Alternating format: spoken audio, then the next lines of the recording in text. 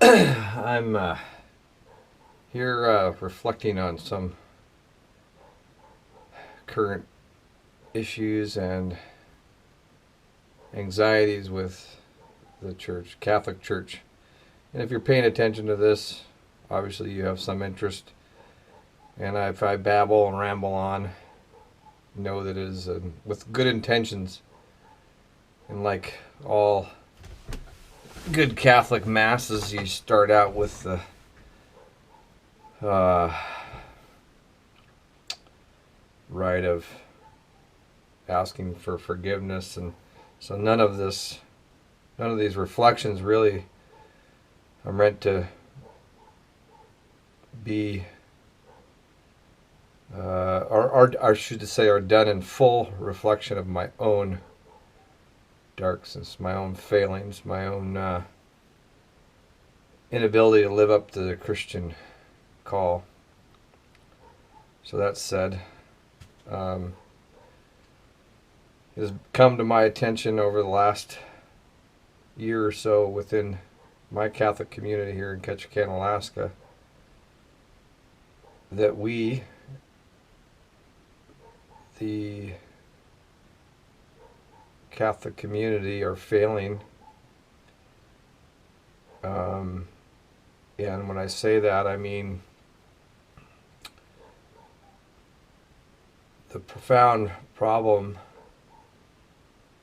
of people leaving our community is a long and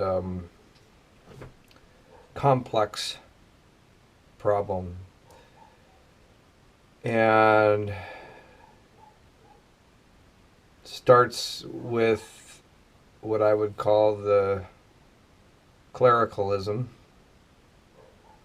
But don't get me wrong, this isn't a video to blame priests and bishops, although I think they're, of course, fundamentally part of the problem. But it really is about how do we care for each other. People are leaving. It came to my attention that in my interactions with our local priest, his glaring inability to minister to people was profoundly harming them, was actually leading them away. And this was so startling to me, leading them away from love, which is the essence of the Christian call, to care and love for each other. So problematic was his behavior, and I'm not talking about sexual abuse, I'm just talking about the ability to interact on a human, adult, emotional level. So destructive that people flee from our community. Think about that. That's a profound problem. Here we are expressing the love of God, this infinite, boundless wealth of love, and we have a leader, profoundly human as we all know, who was actually leading people away from love. And it's not just his problem, it's a community problem. It's about all of us. I finally, with took some time, and I listed out the number of people that I could think of. I think there's more. And I came up with over 50 people, families and children and individuals in our Holy Name Catholic Church who have left. I don't know all their reasons, but they've left. Now, one would say, well, they've left the church. And I think we have the language backward. The church, the community has left them. And what do I mean by that? Abandon them. Well, people leave for reasons, emotional, cognitive, personal, complex reasons. But if we cannot be present to those that are leaving, then what are we about? What is our fundamental call?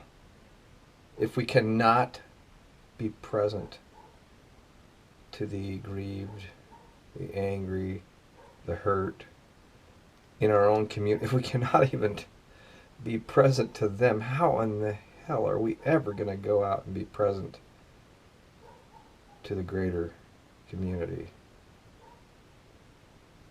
And that is the fundamental problem that I've become aware of. It is essentially an abandonment of our fellow believers. This is essentially the problem with the clericalism we have within our diocese and within our parish. Clericalism is the clergy taking on such a role as to isolate the members from their shared ownership of the community. And it's so profound that we can barely change a light bulb without the permission of a cleric. This so isolates people. They want to participate, they want to take ownership. They want to express their faith. And their legs are chopped out from under them. They're sabotaged in their efforts. I've experienced this myself. And the first instinct is to become enraged, which is the natural and right response to being abused. And I don't use that word lightly, abused. Because abuse is inherent in the clericalism. Abuse is a form of control. Sexual abuse is a form of control. Institutional bureaucracy and clericalism, these are forms to control the outcome of whatever the institution wants. And right now the institution is in complete turtle mode. Meaning it's sucked in its arms and legs. It's so perversely broken that it can't even minister to its own. It's just so, it is essentially so aggrieved, so broken, that when you reach out in pain, it lashes back and blames you. It's a victim-blaming church. Blames the sexually abused. I made a complaint. 5 people made a complaint within our community. Just that number right there should give one pause. 5 members of the community took the time to write heartfelt complaints. Maybe some of them petty and bitter, but they took the time. Many others did not even take the time. They just left. So if I seem bitter, even angry, there's a reason. It's not lightly that I express this emotion. We have a bishop that's so entrenched in clericalism that he dismissed all 5 of those complaints as baseless, unforgivable in some ways, completely myopic, a completely myopic response to hurting people. And when I say myopic, self-interested, looking inward, only concerned about the structure, the institution, the cleric. Oh, there's lots of words about how I'm worried about the community and so forth, but this is words These are just words that really had no emotion behind them. The fact that you would hire a lawyer to find all the reasons to dismiss the claims, you know. And this leads me to the essential problem. One of the other essential problems, and I have to go back a little bit about here in the southeast region of Alaska, our community. We have a long, sad history of abusive priests coming into our community, like a lot of the world, a lot of the Catholics, a lot of institutions, from Baptists to Catholics to whatever. Well, I know those priests, the Pat Hurleys, the Michael Nashes, the Javiers. I knew them all personally, spent considerable time with them. And one has to ask, how do we end up with these people, these men, abusive men? How do we end up with those people living amongst us, standing up there, presiding at masses, spending considerable time with children and adults alike? How do we end up with these people? What institution enables? And the instinct is, oh, it's the bishops, it's the clerics, the Bishop Kennys of the world that protected them. And I've come to a greater conclusion that it's we. It's not just me that said this. None of this insight is particularly mine, but we have enabled the clergy to abuse. We enable them with our money. We enable them with our time. We put shelters over their heads, and we let them get away with it. And that is the abuse. It's only because of laws that the current, or the scandals have throughout the church have even come to light. The laws of now ferreting out the sexually abusive priests.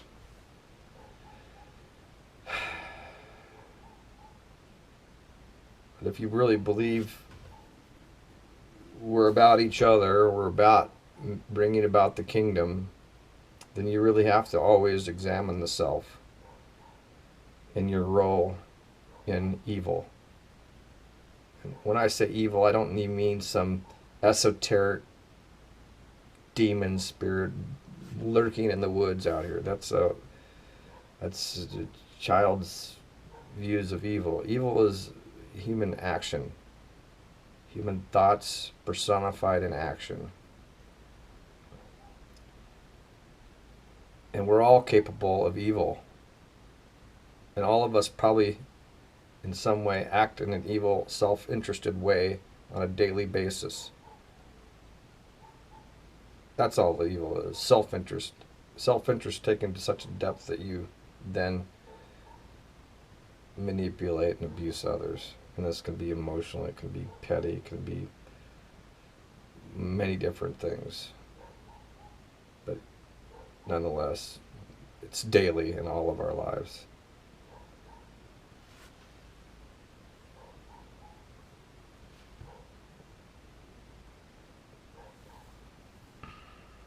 So one has to say, well, how are we going to respond? We can't do this. Obviously, believing in the power of goodness and love, we can't do it alone. But the first thing you have to do is acknowledge it. It's the 12-step program. You know, I admit my inability. I admit my inability to act in a loving way. And I'm going to try and act in a loving way. An ability to overcome evil. And evil is subtle at times, so subtle. I see it covered up in smiles and happy talk. We have a profoundly evil lurking in our clerical system of Catholicism, masked and robes and bishop mitre hats and all that other nonsense.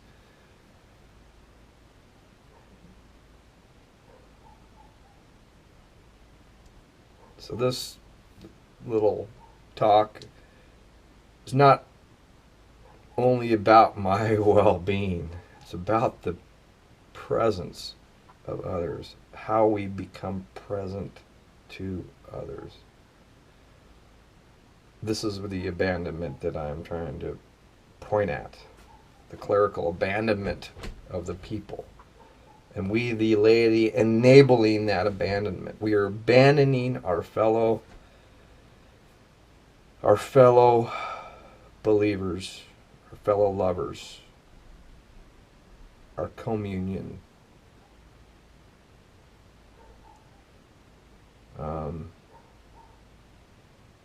And that abandonment is profound. And I'm going to be interrupted by one of my children coming in from a snowy day. So I will attend to them and then attend to this.